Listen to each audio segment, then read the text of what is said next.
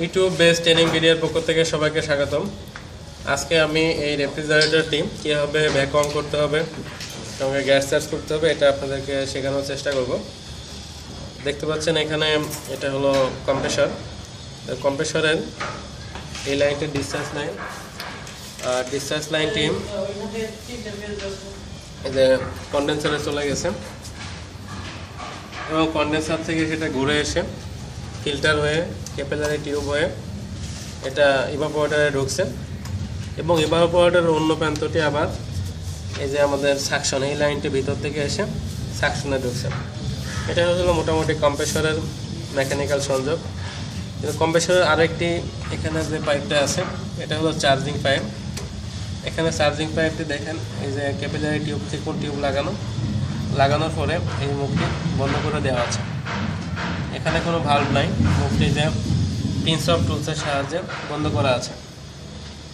এখন যদি আমরা এর ভিতরে আসলে গ্যাস আছে, জিনিসটা মোটামুটি কার্যকরী, কিন্তু তারপরেও আমরা এটা চার্জিং শেখানোর জন্য এই গ্যাসটাকে এখন বের করে ফেলবো। রিকভারি করা খুবই ভালো, তো আমার কাছে রিকভারির জন্য সেরকম সিস্টেম নাই, কারণ এটা তো একবারে, আর এখানে অল্প গ্যাসের কারণে বিদেশিরা অবশ্য যারা উন্নত কাজ করে তারা এই গ্যাসটাকেও রিকভারি করে। বিশেষ করে সিএফসি গ্যাস হলে তো সেটা ছাড়াই যাবে না, বাইরে ছাড়া ঠিক হবে না, ওজোন স্তরকে ক্ষতি করে। তো আমার এখানে যে গ্যাসটি আছে বর্তমানে এটা হলো R600A, এটা হলো সিএফসি না, তারপরেও এই গ্যাসগুলো ছাড়া ঠিক না। তো আমি এখানে অবশ্য আজকে এই গ্যাসটা ছেড়ে দিব। তো এটা ছেড়ে দেওয়ার কারণ হলো এখানে আমি প্রথমে যেহেতু আমরা ভ্যাকুয়াম করব, তাই আগে গ্যাস আছে, গ্যাসটি ছেড়ে দিব। ছেড়ে দেওয়ার পরে এখানে এই যে 9 লিটার ভাল্বটি লাগাবো। ভাল্বটি লাগানোর প্রয়োজনীয়তা এটা যে আমরা যখন ভ্যাকুয়াম করতে চাবো সেজন্য যে ভ্যাকুয়াম পাম্প লাগাবো এবং গ্যাস যখন চার্জিং করব সেজন্য হোস পাইপ লাগাইতে হবে। আর এই হোস পাইপের সাথে তো একটি প্যাচ আছে, যে প্যাচটি তো আমার লাগাইতে গেলে আমার একটি পেজ দরকার, যেটা 9 লিটার ভাল্বের সাথে আছে।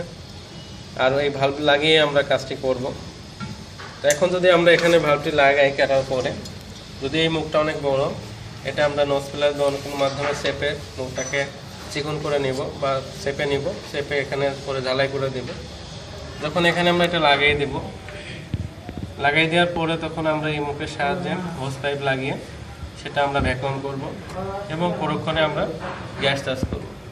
গ্যাস চার্জ করার পরে আমরা চাইলে আবার এখানে যে আমাদের পাইপটা আছে উক্তটা আমরা এইভাবে অনুরূপভাবে চেপে নিয়ে এবং এটা তখন বিচ্ছিন্ন করে ফেলতে পারি, করলে জিনিসটা পার্মানেন্ট হয়ে যাবে। তবে অনেকে চাইলে ভাল্বটা রেখে দিতে পারে। তো ভাল্বটার ফাংশনটা আমি একটু দেখাই। এখানে ভাল্বের মধ্যে দেখেন এইটা মূল হলো ভাল্ব। যখন এখানে চাপ লাগে তখন ভাল্বটি খুলে যায়, চাপ লাগলে ভাল্বটি খুলে যায়।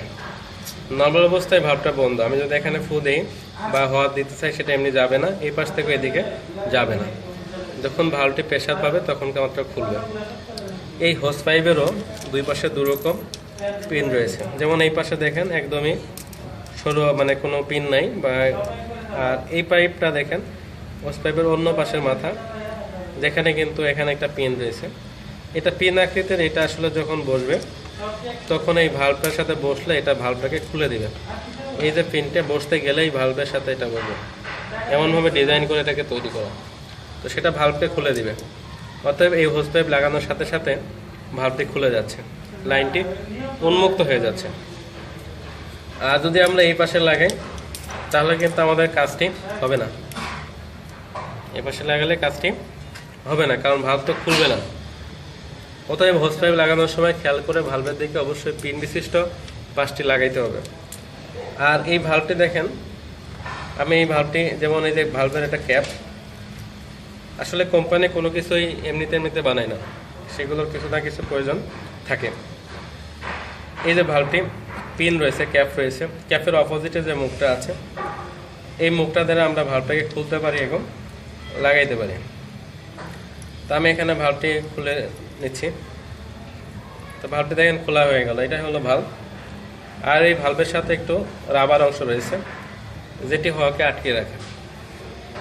যখন আমরা ঢালাই করব যেমন আমরা এই যে আমার ভাল্বটি লাগাই দিচ্ছি এই পিনটার সাহায্যে, ক্যাপের সাহায্যে। যখন আমি এটাকে শুরু করে নিয়ে সাথে লাগাই দেব, তখন হিট করার জন্য যে বুদুটা ব্যবহার করবো তখন এটা গরম হয়ে যাবে। আর গরম হওয়ার কারণে ভাল্বটি যেহেতু রাবার অংশটি নষ্ট হয়ে যেতে পারে। এই জন্য যখন আমরা কাজটি করব তখন আমরা ভাল্বটিকে খুলে রাখব। এই জন্য আমরা ভাল্বটি খুলে রাখি। এরপরে আমরা প্রথমে এখন গ্যাসটাকে ছেড়ে দিব। আর এই জন্য আমি একটি ক্যাপিলারি টিউব কাটার নিয়েছি। দেখছেন এটা সরু একটি পাইপ, এটি আসলে ব্যাস খুবই কম, যেটা টিউব কাটারের সাহায্যে কাটা কষ্টকর, এবং এটা অন্য টুলসের সাহায্যে কাটতে গেলে মুখটা চেপে যাবে। সেই জন্য আমরা এখানে এই যে ক্যাপিলারি টিউব কাটার ব্যবহার করছি।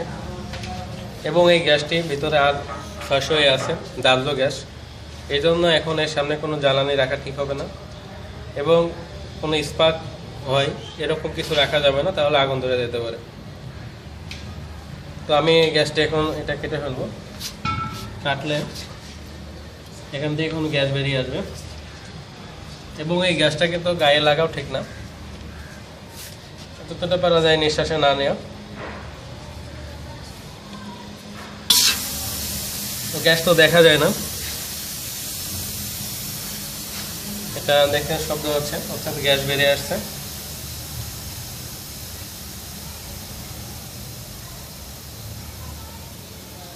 আপনারা শুনতে পাচ্ছেন যে শব্দ হচ্ছে। এখন এখানে যে গ্যাসটা আছে, গ্যাসটা বের হচ্ছে। গ্যাসটা বের হলো, আসলে ভিতরে বেশি প্রেশার ছিল, তো প্রেশারের জন্য গ্যাসটা বের হলো। সঙ্গে সঙ্গে কিন্তু ভিতরে বাতাস ঢুকে গেল, অর্থাৎ ভিতরে এখন বাতাস আছে। এই বাতাসটা রাখা যাবে না। এই জন্য মূল উদ্দেশ্য হলো চার্জিং করা, ভ্যাকুয়াম করা। এখন আমরা এটা লাগাবো, যত দ্রুত পারা যায় কাজটা করে ফেলা ভালো। দেরি করলে এখানে ভিতরে বাতাসের সাথে জলীয় বাষ্প থাকবে, সেগুলো জমা হবে এবং সিস্টেমটা ভালো মতো কাজ করবে না। এই জন্য এখন যে ভাল্বটা আছে, আমি ভাল্বের মুখে একটু চাপ দিয়ে নিচ্ছি, কারণ এইটা তো খুবই ছোট আর কি। তো এটা তো একবারে এত মুখ, এইটা বড়টা মুখ, এই মুখটা কিন্তু একটু চাপিয়ে নেওয়া উচিত, না হলে ভালো তো ঝালাই হবে না। তো সে কারণে আমরা এটা করতে পারি যে আমরা ভিতরে এটা ঢোকাই নিয়ে তারপরে চাপাইতে পারি। আমরা এটা জাস্ট চাপাই নিয়েছি।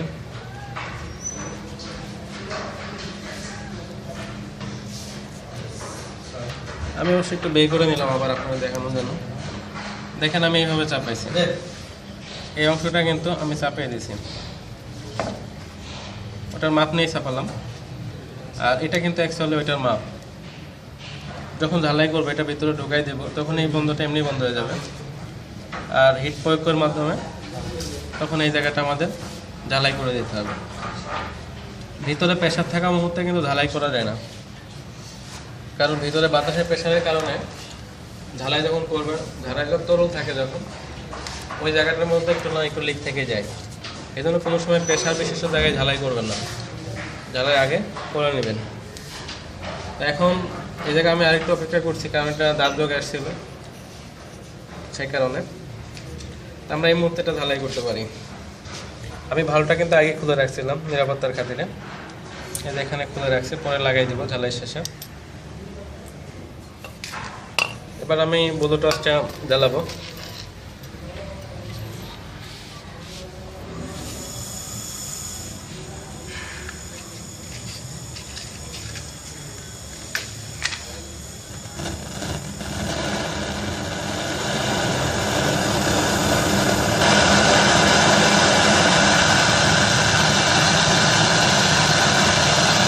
ঝালাইয়ের নিয়ম জানা আছে নিশ্চয়। দেখেন এখানে কিন্তু এখনো এটা আগুন ধরে যাচ্ছে, এটার কারণ হলো আমি নিভাই ফেললাম। এই যে আগুনটা দেখতে পাচ্ছেন, আমি যেটা বলছিলাম এই ভিতরের গ্যাসটা আসলে দাহ্য ছিল, যে কারণে এই যে আগুনটা জ্বলছে আর কি। অর্থাৎ গ্যাস এখনো বের হচ্ছে। আমি এই মতো ঢালাই করতে পারতাম, বাট একটু হয়, আমি চাচ্ছি একটু সময় যাক, গ্যাসটা বের হয়ে যাক। এরপরে তাহলে আমি ভিডিওটা লং করবো না, একটু অপেক্ষা করব। তো আশা করি আপনারা বুঝতে পারছেন, আমি ঝালাইটা দেখাবো এর পরের খণ্ডে, সেখানে ঝালাই করব এবং তারপরে সেখানে আমি পাইপগুলো লাগাবো, লাগাই ভ্যাকুয়াম করব, গ্যাস সার্ভিং করবো, পরবর্তী ভিডিওতে দেখতে পারবেন। তো এই পর্যন্ত সবাইকে দেখার জন্য ধন্যবাদ, আশা করি বুঝছেন। আমার ভিডিও ভালো লাগলে আমার চ্যানেলটাকে সাবস্ক্রাইব করুন, লাইক করুন এবং ভিডিওগুলো শেয়ার করুন।